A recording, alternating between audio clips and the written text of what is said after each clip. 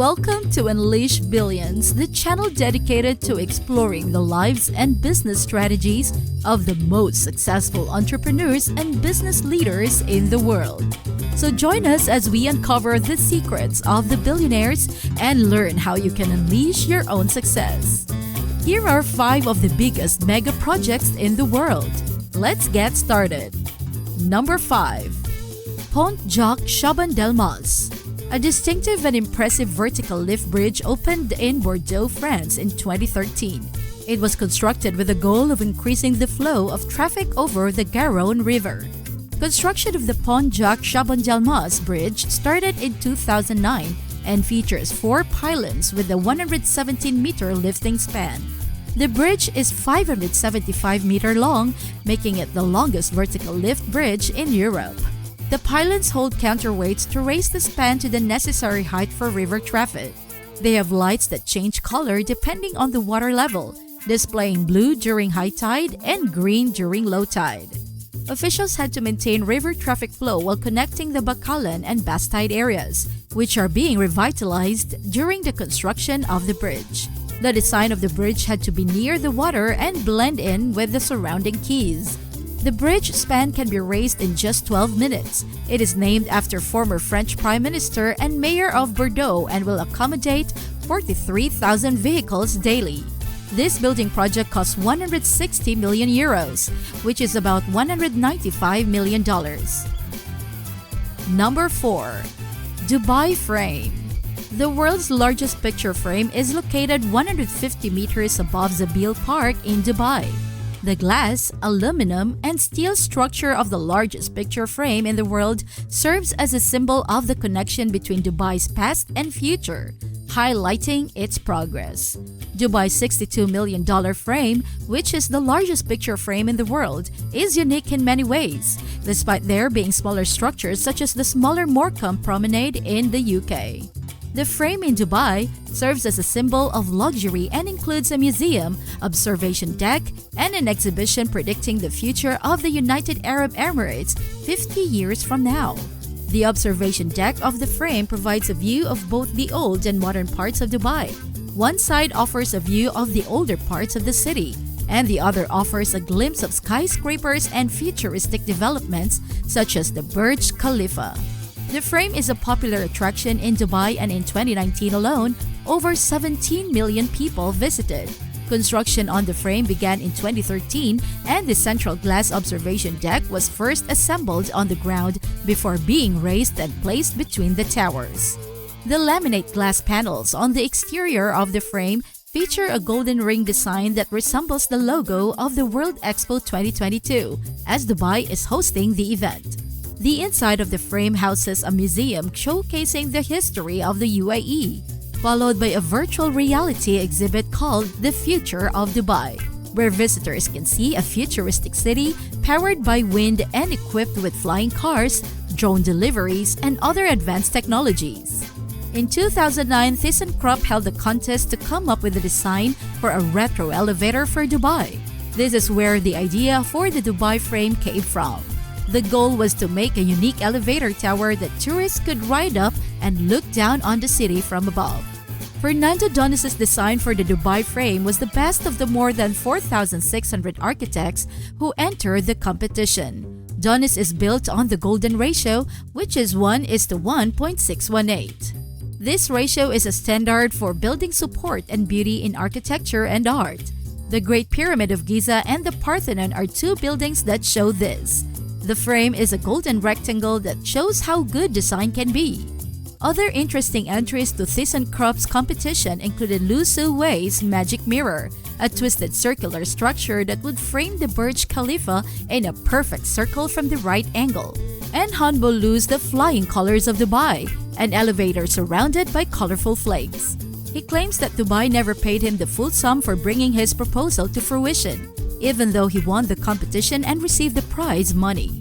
However, because Dubai grants itself immunity from the case, his lawsuit is doomed to failure.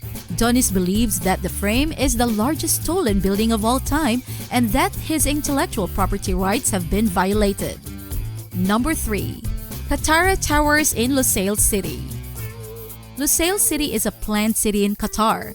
It is meant to give its elite residents the best of what cities have to offer. When it's done, Lusail City will have areas for shopping, entertainment, marinas, resorts, and living.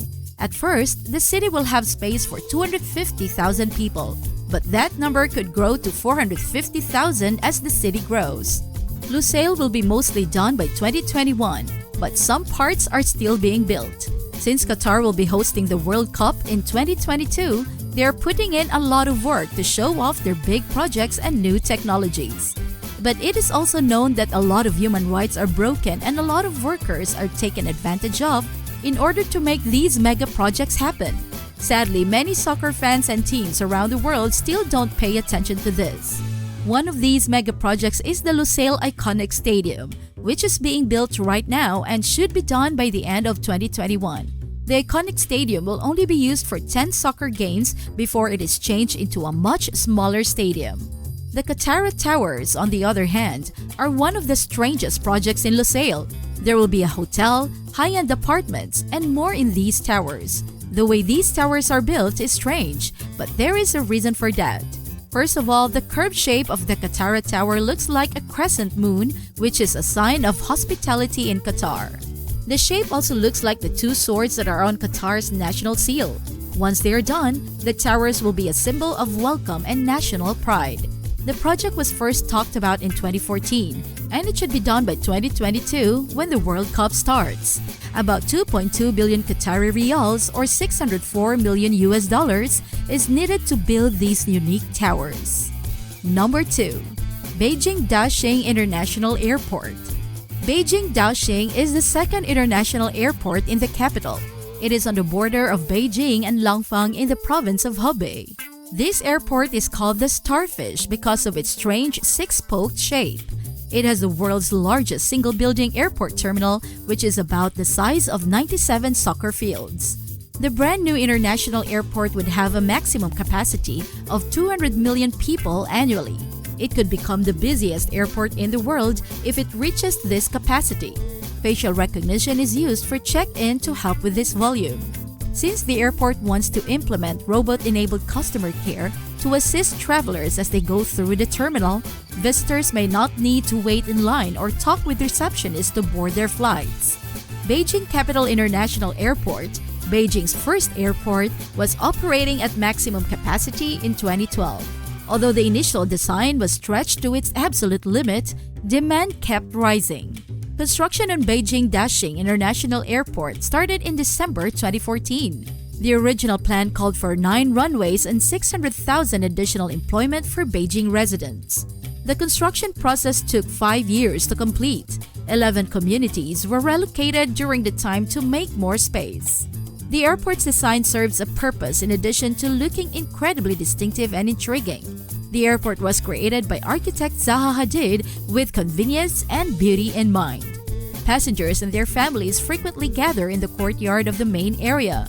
However, the spoke form also enables passengers to get to their planes more quickly. Walking from the security checkpoint to any gate only takes 8 minutes. Additionally, the layout makes it easier for travelers to enter and exit the airport quickly. The spokes speed up plane parking and retrieval, helping to cut down on time spent in the airport. The airport now only has 5 runways, 4 of which are for civilian use and 1 is for military purposes, as opposed to the 9 intended runways. Still, because of the airport's very efficient architecture, it can accommodate around 300 takeoffs and landings per hour. It's also not difficult to travel to the airport by train. Beijing Daxing is crossed by the high-speed rail line known as the Jiaxing Airport Express. More than 1,000 anti-shock cushions support the underground rail system to lessen train vibration and keep people above safe. As if it weren't impressive enough, the airport also has a man-made lake that is fed by rainwater. Rainwater is gathered in 6 pools and kept in an inner channel. The water is used for the lake and other aesthetically pleasing water features at the airport after filtration and cleaning. In 2020, the airport handled 16 million passengers, and that figure is rising. About 80 billion yuan, or $11.4 billion was spent by the government. What about the former airport though? Airport Beijing Capital International is still open for business. Many high-capacity airlines, including the majority of China's SkyTeam Airport aliens, are moving to Beijing Daxing. The old airport has seen much-needed relief as a result of sharing the passenger burden. Number 1. Tiandusheng in China. Usually, imitation is the sincerest form of flattery, but for a few of China's less inventive construction projects, this may not be the case. China is home to numerous copycat cities and buildings, including imitations of Venice, London, and White House, and other places. The inhabitants of these special places perceive it as a synthesis of the best that the world has to offer, and they may enjoy it all without ever leaving China. Another one of these rip-off cities is Tiandusheng, also known as Sky City. Up to and including the 108-meter-tall copy of the Eiffel Tower, Tiandusheng is tiled like Paris. China also imitated various elements of Paris, such as the street lights and the design of the vegetation surrounding the main tower. The building was designed to house 10,000 people when it was opened in 2007. However, there were just 2,000 residents there as of 2013. It was largely deserted due to its remote position just outside of Hangzhou. Nevertheless, the number of residents has been gradually rising in recent years, and more individuals are relocating to the imitation city. In order to meet the increased demand for housing, new buildings have been constructed. The metro station in Tiandusheng to open in 2021, improving occupancy and reducing isolation.